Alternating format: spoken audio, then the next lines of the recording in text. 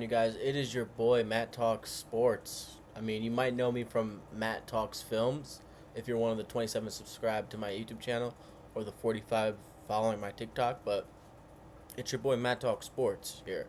And I'm starting this channel talking football. It's football season. I'm hyped. I'm ready. I can't wait to get into it. College football starting this weekend.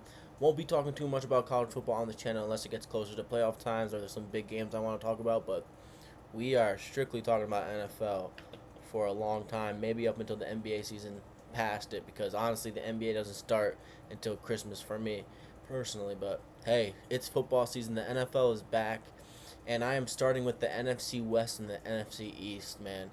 Now, I am a Bills fan, okay? I am probably the biggest Bills fans you will come to know.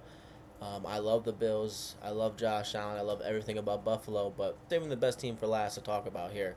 I'm talking about Buffalo Bills.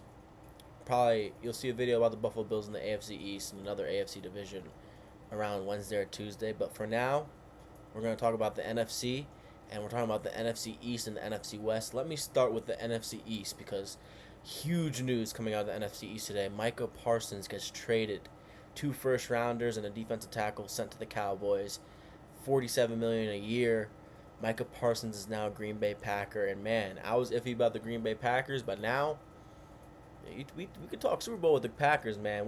They're still in the same division as the Lions, Bears, Vikings, so that's gonna be a rough division. But man, the Packers, man, if Jordan Love can play consistently well, they're gonna be a great team. So NFC East, let's talk about it. Bottom to top here in the division for the NFC East, and I'm gonna start with the lowest team that I think is gonna finish last. Despite me thinking they're going to be noticeably better than last year, I still have the New York Giants last in this division. The Giants were 3-14 last year. I think they're going to be closer to 6-11 this year. They lost their entire QB room from Drew Lock, Daniel Jones to DeVito. Now they got Russell Wilson, Jackson Dart, and Jameis Winston, so they definitely upgraded in the QB room. But ultimately, that offense is too iffy for me to completely buy in to this team, because otherwise I might be able to say this team was a dark horse.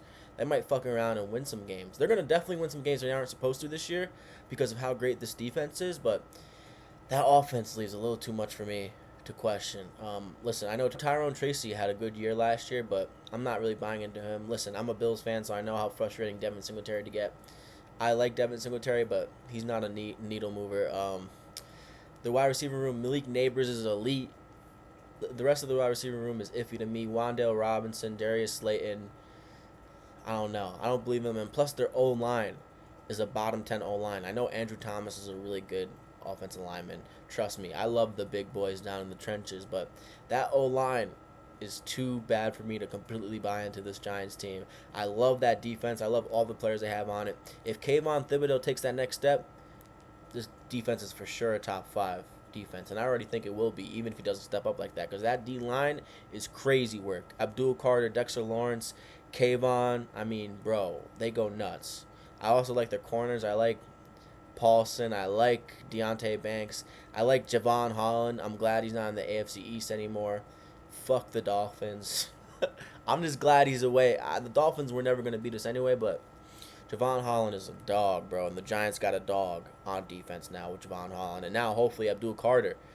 You know, you can't go too wrong with picking a defensive lineman or outside linebacker from Penn State, because they know how to breed those type of boys, man. They know how to breed defensive players. Hey, listen, the Giants are going to look noticeably better compared to last year because of how great this defense is, but ultimately, I don't know if this offense will be consistently good enough for them to win the games. But the defense will win them games they aren't supposed to. And honestly, the schedule for the Giants is fucked. The schedule for the Giants is so hard, man. It's hard to pick out the wins, but I see them going 6-11, which is way better than they did last year. So the only certified thing about the Giants is Malik Neighbors on offense. That's about it. I like Tyrone Tracy. I like Devin Singletary. Everyone else on the Giants offense, besides Andrew Thomas, is question mark after question mark. So listen, I like Russell Wilson. I like Jackson Dart. I like Jameis Winston, but do they move the needle for me? No. And that offense is spooky to me. So that's why I'm not buying all in on the Giants yet. But in 2 to 3 years, the Giants are going to be like that, man. They're going to be a team to be reckoned with. So look out for the Giants in 2 to 3 years. And this will be the first year where they look noticeably better than the previous years that we've had with them. So 6-11 is my prediction for them this year. And they probably finish last in this division. But as we move on to the Cowboys, the team of the hour, the Cowboys. Man, what the fuck? If you're a Dallas fan, first of all, if you're a Dallas Maverick fan, got rid of Luka Doncic. I know you got Cooper Flag, but fuck, you're pissed. And now you're a Dallas Cowboy fan. You got rid of Michael Parsons, the best defensive player in the league, a man who could get it done on his own, a man who averages 12 sacks a season. You get rid of him?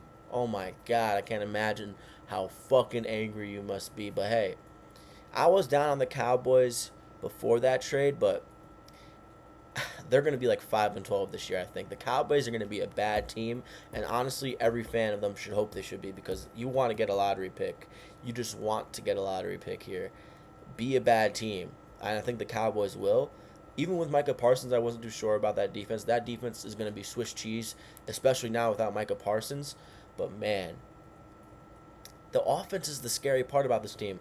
The offense will win them games they shouldn't, because you have CeeDee Lamb, Dak Prescott, and then you have George Pickens. You can't go wrong with that wide receiver deal. And then you have Tolbert and a couple other guys following Pickens and CeeDee Lamb up. That is a good wide receiver core. So we can't overstate that. And then they also drafted a new offensive lineman, so maybe they get back to their old great offensive lineman ways in Dallas. But for now, I'm not seeing too much hope in Dallas. I think Dallas Cowboys are going to be really bad. And I know I said the Giants probably finish last in this division due to their schedule, but I think the Giants are the better team, and I think the Cowboys might be the last in this division. I'm predicting 5-12. So I predicted 6-11 with the Giants. So that means Giants are in third, Dallas is in fourth, and man, the Dallas will win them. Dallas will win them games they shouldn't because of their offense, because Dak is probably going to be throwing 40 to 50 times a game. They just got Miles Sanders and Javonte Williams at running back. They don't move the needle for me either. They just don't. Dowdle had 1,000 yards rushing last year, so maybe this rushing attack with Sanders and Javonte Williams will be better, but these are two guys who cannot stay healthy, so I don't have too much hope there. And I know they drafted the Texas running back. Maybe he shows up and ends up being good for them, but I don't believe it. So the Cowboys are going to be 5-12 this year, and it's going to be another disastrous and underwhelming year for Dallas. It's going to be another disastrous year for Dallas, so Dallas fans, get ready. You already have an owner who fucking can't keep his mouth shut and is a drama queen, but this year's not going to be a good football year for you guys. I just think that's evident, especially with Micah gone. That defense is Swiss cheese, man. If you look at that defensive roster and that depth chart, boy, listen, I'm a Bills fan. Kaiir Elam is a top 3 corner on that team in Dallas. You're fucked. It's Trayvon Diggs, Deron Bland, and Kaiir Elam. I don't think highly of Deron Bland and Trayvon Diggs. They both rely on interceptions to carry the rest of their stats, but Kaiir Elam is a terrorist, bro. He is a terrorist. He works for a terrorist organization or somehow, because, my God, his game against Kansas City last year in the playoffs was one of the worst games I've ever seen by a defensive player in my life. For the Cowboys to be starting him in their top 3 or top 4 corners on their depth chart is nutty, man. Unless he fucking waves a magic wand and acts like a different player, plays like a different player, they are fucked on defense. That defense, despite getting Dante Fowler Jr., who was on the Commanders last year at Temple, who had 10.5 sacks for the Commanders, I just don't see it. I mean, unless Dak plays the best quarterback season in the past decade at quarterback and throws that ball 50 times a game, and that offense is just unstoppable, I don't see how the Cowboys are good. And frankly, if I'm a Cowboys fan, I would want to be bad so we can get a good pick in the draft. Cowboys are going to be 5-12. Giants are going to be 6-11. So Cowboys are in 4th. Giants are in 3rd.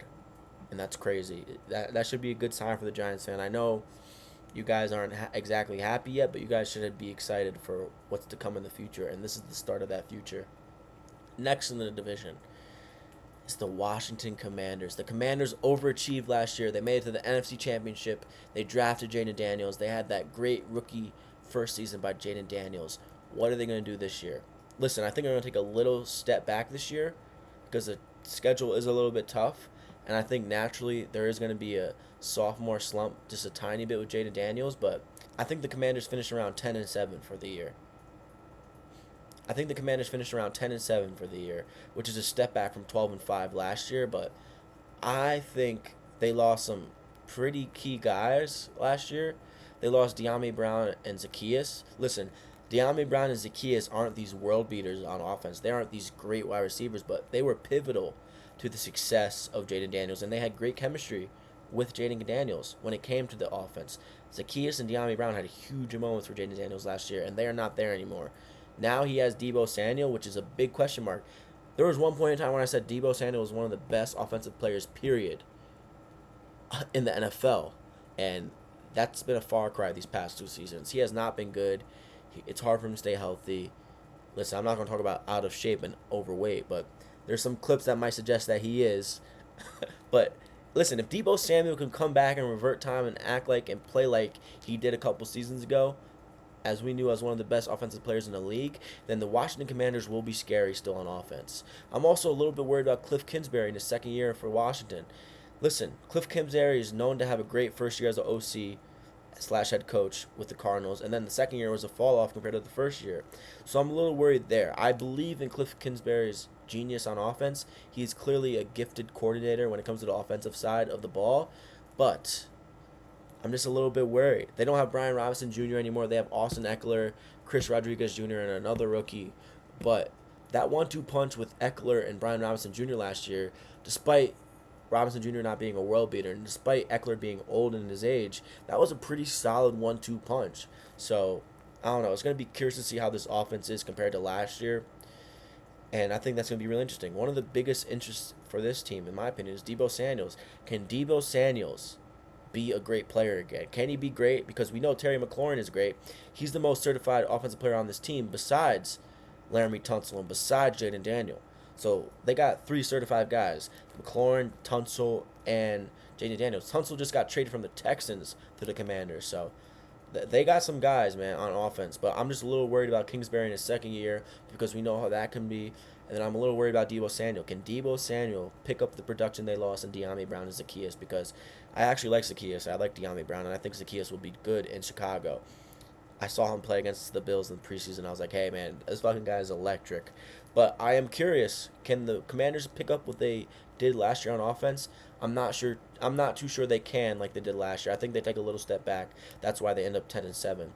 They lost Dante Fowler on defense. They lost a couple guys on defense, but they also replaced them with other guys, older guys. So the thing about the Commanders is they're the oldest team in the league. They got Bobby Wagner. They have Von Miller. They got a couple other guys that are pretty old, but they do have some young guys. I think the Commanders' defense is going to be solid. The secondary is a little worrisome, but I do like who they have at place there. Lattimore, Sanders still. I do like what they have there. Jeremy Reeves. I do like the safeties and corners they have there, but I don't know. I'm a little iffy. I like Dan Quinn as a head coach. I like him as a DC. So I'm not too worried about that defense. I think that defense will be just fine, middle of the pack. But they are older in age, so you got to worry about injury, Von Miller injury. Bobby Wagner was terrific last year. You got to worry about his age a little bit, though. He's getting up there. So Von Miller wasn't good for the Bills when it came down to it. He got old. He got hurt. So I'm curious how he looks in Washington, but I'm not too confident in Von Miller here. I am just not. So I think the defense will be middle of the pack, and I think the offense, if Deebo Samuel is better than good, they will be a top 10 offense like they should be because Jaden Daniels is talented, McLaurin is great, and then Tunsil adding to the O-line helps out a lot. So 10-7 for the Commanders. They finished second in the division. They might make the playoffs. I have to work out this whole playoff picture to make sure they would, but the NFC isn't that hard this year. Well, let me refrain because we're not. This is the first NFC video we're doing, so they could make the playoffs, but I see them taking a step back. 10-7, not the worst thing in the world. It's honestly not the worst sophomore season for Dan Quinn and Jaden Daniels and Cliff Kingsbury. So, listen, Deebo Samuel, what do you have for me? Bobby Wagner, Von Miller, can you revert back the time? Marshawn Lattimore, can you do it for me on defense? Listen, I'm intrigued. My interest is peaked. I wouldn't be surprised if they went 11-6 instead of 10-7, but my prediction is 10-7, the Washington Commanders. Next, the reigning Super Bowl champions, the Philadelphia Eagles. Now, the Philadelphia Eagles lost a lot on defense in the offseason. But when I'm looking at their roster now and their depth chart, I don't see how this team isn't fucking great again. I don't. The only 2 things that will work against this team is injuries and the Super Bowl slump the year after you win it. That's the only 2 things. It's either a mythical thing and a superstitious thing that interferes with their success, or it's injuries, which could affect any and every team. So it's like, hey, man, looking at this roster, and Sirianni, I know he gets a lot of shit for being a dumbass a lot of the time in the media, but he's a good head coach. He's solidified. 2 Super Bowls been there, won one of them. You can't not recognize that this fucking guy wins. So I'm believing in Sirianni, but dude, the offense. Do I even need to go over this whole offense? They have a top 3 to top 5 offense in the fucking league. They have a top 3 offensive line. You can argue it's number 1. They have A.J. Brown, Devontae Smith. I mean, are you shitting me? They have Goddard. They have Jalen Hurts. They have Saquon Barkley. I mean, that offense is stacked. They have a top 3 offensive line, top 3 wide receiver duo probably, and then they have Jalen Hurts, who I know a lot of people don't think too highly of Jalen Hurts, but that man can win a Super Bowl, so he can get there again. And then they have Saquon Barkley, the best running back in the league. So you have the best offensive line, top 2 wide receiver duo, the best running back in the league, and then you have fucking Jalen Hurts. They're gonna be fucking good this year. Last year's record was 14-3. I see them probably going 13-4. So that's only 1 loss extra for them this year. So it's like, hey, not bad. They're gonna be the number 1 seed in this division. They're probably gonna be the number 1 seed in the conference. Like, I don't see anything getting in the Eagles' way. When I'm looking at the depth chart and knowing who they have a head coach, it's impossible for me to say they're going to be bad or they're going to be mid. I don't see it. Unless something superstitious or mythical comes into their way or injuries start to happen at an extraordinary amount, they are good. They are good. I don't know if anyone's been seeing those Instagram reels on Instagram of that guy saying, "You good. They will be good. The Eagles will be good. Probably number 1 seed in the conference. They're definitely finishing first in the division in the NFC East. So I don't see how the Eagles aren't great this year. I know they lost C.J. Gardner-Johnson and Darius Slay, but honestly, what they have right now this year is fine. Quinyon Mitchell, Cooper DeJean, the safeties are good. The D-line is good. Like, you can't go wrong with this Eagles team.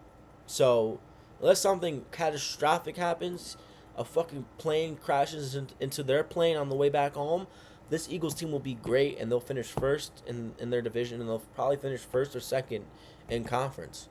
So last year they finished 14-3. This year I'm picking 13-4. They're going to see the Bills, which could be a possible Super Bowl matchup. So the NFC East, I got the Eagles finishing first at 13-4. I got the Commanders finishing second at 10-7. I got the Giants finishing third at 6-11, and then I got the Cowboys finishing at 5-12.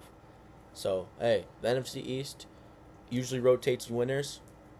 Eagles are going to win it again. That's for a fact. Mark that down. Eagles to win their division. That's a fact. Mark it down. Usually it switches around every year in the NFC East. Eagles are going to win that division, and I think that's one of the chalkiest picks of the year, and I think that's a certified winner if you bet it. It's probably a huge number anyway. Now we are moving on to the NFC West. You're probably asking why. Why did you do NFC West and NFC East in your first video? No, it's not because both of those West and East words finish with a ST. It just fell in my lap that way. I'm going to do 2 divisions per episode following up to Thursday Night Football. But, hey, man, NFC East and NFC West, they're pretty interesting divisions.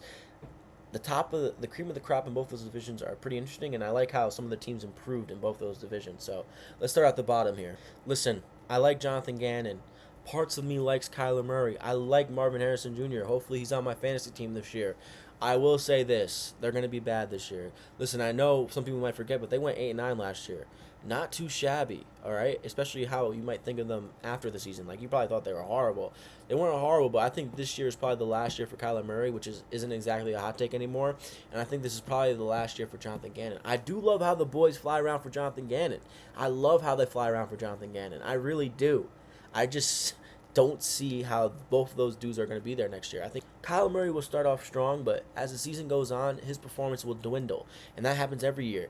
He either can't stay healthy or he can't take the stove while it's hot. He just can't. He can't get in the kitchen while it's hot. He's just not. I don't know what to think about Kyler Murray, man. Because when he's playing at a high level, he is like a top 12 quarterback. But when he's playing at like the level he does late in seasons, he is not a good quarterback. So I'm curious where he will go next year, because I do think this is his last year in Arizona, and I do think the Arizona Cardinals will be bad this year.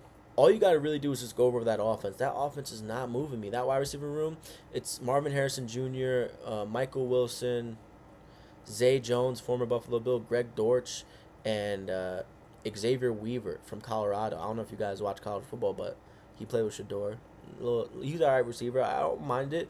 And then he has James Conner and Trey Benson at running back. Nothing moves me on that offense, and that offensive line isn't great. Their defense is a little interesting. I like Will Johnson. I like Denzel Burke, two rookies coming in for them this year. I do like that. They got Calais Campbell back. They have Buda Baker, who I love. They have Sean Murphy Bunting. So there will be games where that defense is flying around like it always does for Jonathan Gannon. But I don't know. I'm not too high on the Cardinals, especially for the division there. And I think Seahawks, 49ers, despite me thinking they're going to be bad this year, and the Rams are all better teams. And I think the Cardinals are not going to be good. I think it's Kyler Murray's last year. I think it's probably Gannon's last year. So I think the Cardinals will probably finish around 6-11. And this is the last year for Kyler. And he's probably going to be a Pittsburgh Steeler or a Dallas Cowboy. I don't know. I don't see the Dallas Cowboy getting rid of Dak, but he's not an Arizona Cardinal next year, Kyler Murray, so I'm curious where he will end up. The team I have finishing in third, and probably a hot take, because I know a lot of people have this team being good because they trust in 49ers. They trust in Kyle Shanahan. I have the 49ers in third and missing the playoffs. I think the 49ers are not good, man, especially when you look at that team and that depth chart. They lost a lot. They released a couple players that were good for them last year that produced quite a bit in production, and they lost them, and that offense is just not moving me, man. And the injuries for this team continue to plague their success. They had a window to win a Super Bowl, and they just didn't. And a lot of people talk about the Bills window closing, the Ravens window closing. Their window closed for the 49ers. I think they might be fucked. The injuries are too much. Their players are getting older. Christian McCaffrey, one of my favorite players of all time, he just gets injured too much. He's not moving the same way he used to, and we all knew that was an inevitability at one point or another. Christian McCaffrey is just not the same football player, and that irks me, but it's just the truth. George Kittle's getting older. Trent Williams is getting older, man. Like, Brock Purdy, I like Brock Purdy, but he's just not a type of quarterback that's going to take over like Josh Allen, Lamar, Joe Burrow, and Patrick Mahomes and win these games. He's not cut from that cloth. He's not even like a Herbert or a Stroud. Like, he's not cut from that cloth enough to overpower these adversities that this team is constantly having. So I think the 49ers are not going to be good at all this year. I think they're probably going to be around 6-11, 7-10. I don't think they make the playoffs this year. Bro, half of this team is on the IR. Brandon Ayuk is on the IR. I'm looking at my phone here. So, Brandon Ayuk is on IR. Brandon Ayuk is on IR. Demarcus Robinson is suspended. Jacob Cohen is injured. So this is the starting three receivers they're going to have for week 1. Ricky Pearsall, Jawan Jennings, and Jordan Watkins. Unless I'm missing somebody. Those are the starting three receivers they'll have for week 1. And Jawan Jennings might be questionable for week 1. So the 49ers are fucked here. They have a top 12 to 15 O-line. But Trent Williams is 37, and the injuries are constantly a concern with him. I love Trent Williams. As a big boy, he used to play offensive guard. He's an offensive tackle, but I still love him the big boy move, how I move. I love the way he pulls, bro. But he is 37, I believe. So he's not going to get any younger. And he's still going to be very productive. But, man, the injuries, like, that could happen at any moment. We've seen it before. The people they lost this offseason, too. I'm looking at my phone again. Deebo Samuel, Hui Funga, Drake Greenlaw, Charvarius Ward, Aaron Banks, Leonard Floyd, who had 8.5 sacks from him last year, Malik Collins, 5 sacks, Jason Hargrave, and Elijah Mitchell.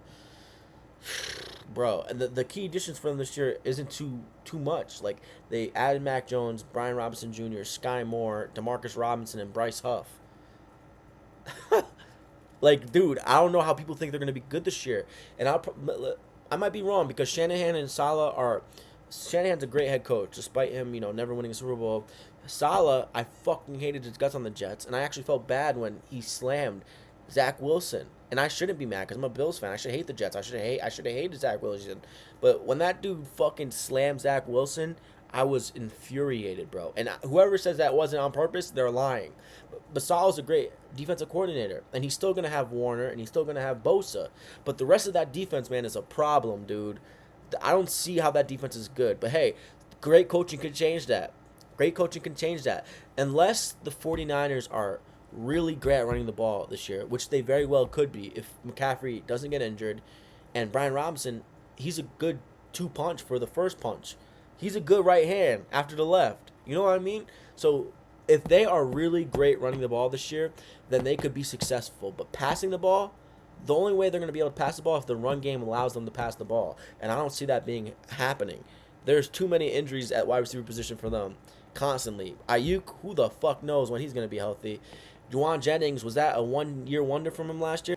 Sky Moore was supposed to be the next Tyreek Hill, according to my fucking Kansas City Chiefs friend, but he wasn't. He wasn't very good. Demarcus Robinson, I actually like Demarcus Robinson. I liked him on the Rams. I'm actually kind of pissed he's not a Ram anymore, but I don't see the 49ers being good. They're going to finish third in his division, but 7-10 is not the 49er way, and it's not something they're usually accustomed to.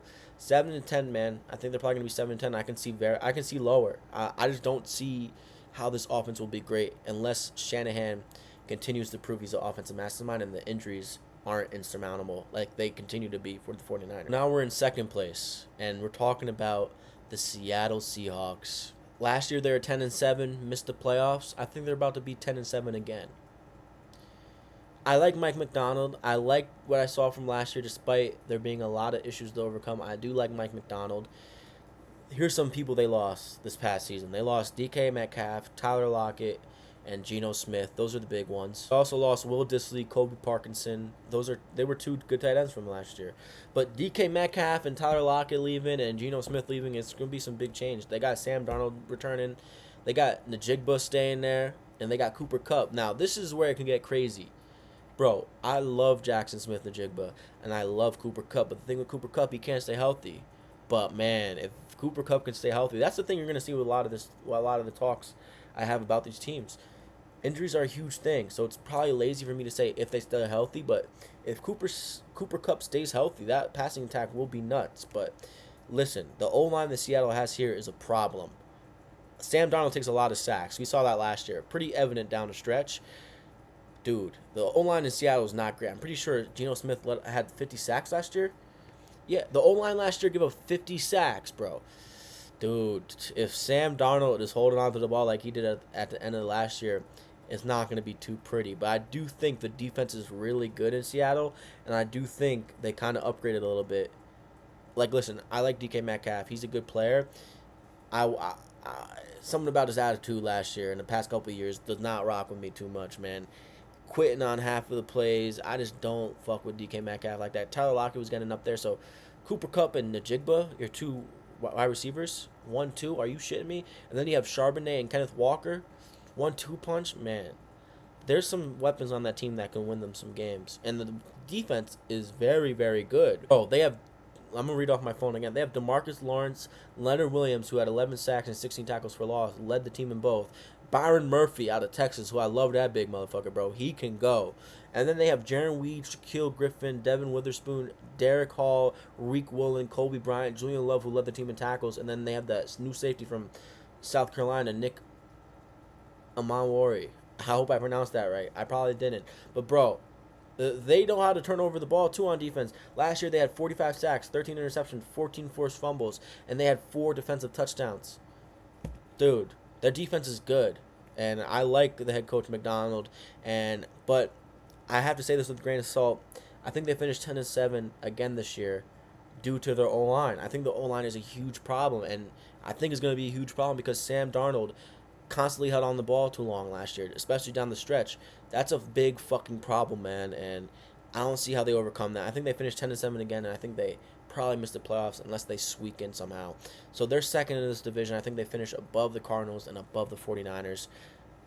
Yeah, the O-line is too ass to overcome. Unless the O-line shocks us this year, I'd be surprised. And I think Sam Darnold had Addison and probably the best wide receiver in the league, Justin Jefferson. Najigba and Cooper Kupp are fantastic, but both of them combined probably aren't as good as Justin Jefferson. So I do think Sam Darnold was a little spoiled last year, and he started to not be very good at the end of that last year. If you want to rewatch the games and the clips from highlights or whatever the fuck you want to call it, he held on to that ball way, way, way too long. I'm talking about Caleb Williams long. So the Seattle Seahawks let off 50 sacks last year. Don't see how it's going to be much different because they didn't do shit on the O-line, really. So, yeah, second place, 10-7 again. And the reason why they don't make the playoffs again is probably because of that O-line. So, first place, baby, first place. And I think one of the most intriguing teams in the league. They probably have a top 3, top 5 at most offense. I'm talking about the LA Rams. The biggest question mark with this team for a better half of the offseason was Matt Stafford. Is this fucking guy going to die? Matt Stafford going to die? Was one of the biggest issues with this team in the offseason. I don't know what the fuck was happening to Matthew Stafford, but He's all right. He is alive, and I think this offense is alive and hubbing, baby. I love Sean McVay. They have Devontae Adams, Puka Nacua, bro. Tutu Atwell, bro. And then they have Higbee, Kobe Parkinson. Then they have Kyron Williams, Blake Corum, and fucking Matt Stafford. Dude, are you shitting me? The only thing standing in front of this team is themselves, and of course injuries, because that can happen to any team. But man, that offense, are you crazy? Who the fuck is stopping Devontae Adams and Puka Nacua, dude? As a Bills fan, I'm scarred by Puka Nacua. Scarred by that man. That man fucking violated us in about every way possible when he played the Bills. Like, that motherfucker is cold, bro. Puka Nacua is that dude, and him paired up with Devontae Adams, who the fuck are you going to double? There's only 11 people on defense, dude. Whew. I don't know what the fuck is going to happen there. And then you have Kyron Williams in the backfield. Fumbles a little bit too much, but fuck, dude. That dude can run the fuck out of the ball. And then you have Blake Corum. I like Blake Corum as a two-punch, bro. He's the right hand. I like him, the uppercut. I like Blake Corum, dude. So the Rams' offense is not questionable at all, and if they stay healthy and they play to their abilities that we all know every single player on the offense can, this team is going to be fantastic, and that's the main reason why I have them finishing first in this division. The craziest thing about the Rams last year, no receiver on that team had over 1,000 yards. Puka Nacua only had 900 yards, bro. It felt like he had 400 of those yards against the Bills, bro. I was fucking cursing at my screen like a motherfucker watching Puka Nacua fucking violate us, dude. Puka Nacua is a dog, man. That dude is one of the best in the league, and now he's paired up with another one in Devontae Adams. He's out of New Jersey, bro. New York Jets. He's out of New Jersey. I'm calling the New Jersey Giants and the New Jersey Jets for the rest of my YouTube channel history. He's out of New Jersey, man.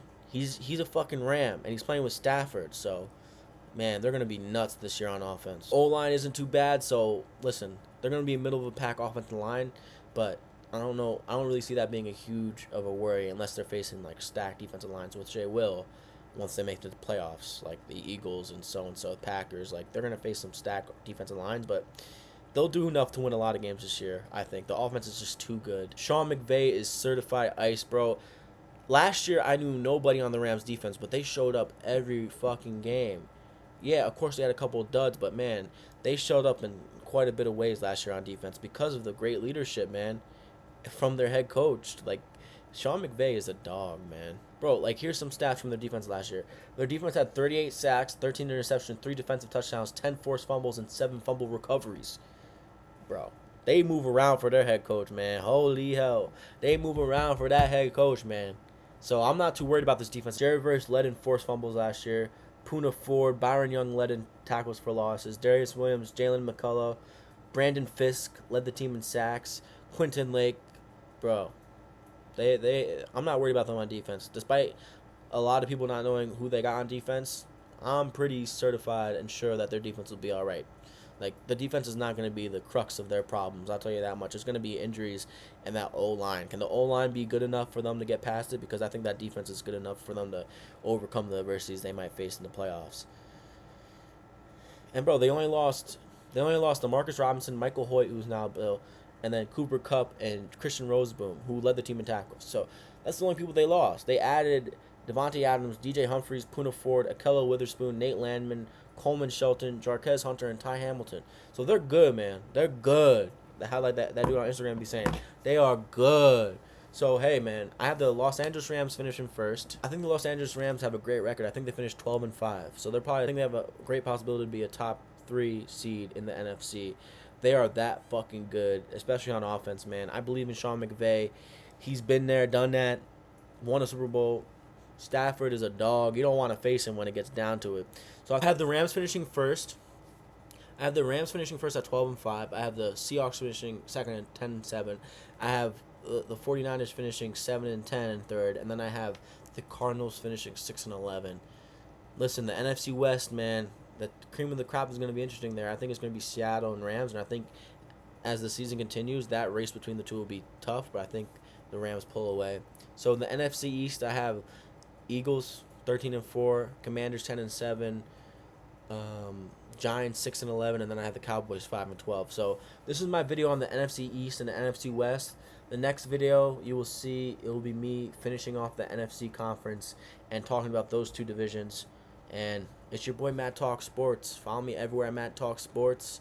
there'll be more of this to come. And once I get to the Buffalo Bills in the AFC East, you'll see the real side of me that you might be too scared to see. Because, boy, am I a rider for the Buffalo Bills and Josh Allen and the fucking boys up there up north. The true team of the North. The only New York team in the fucking league. Not the New Jersey Giants, not the New Jersey Jets. It's the fucking Buffalo, New York Bills. It's your boy, Matt Talks Sports. Follow me everywhere at Matt Talks Sports. If you want some film content, follow me at Matt Talks Films. It's been cool, and I'll see you in the next 2 days.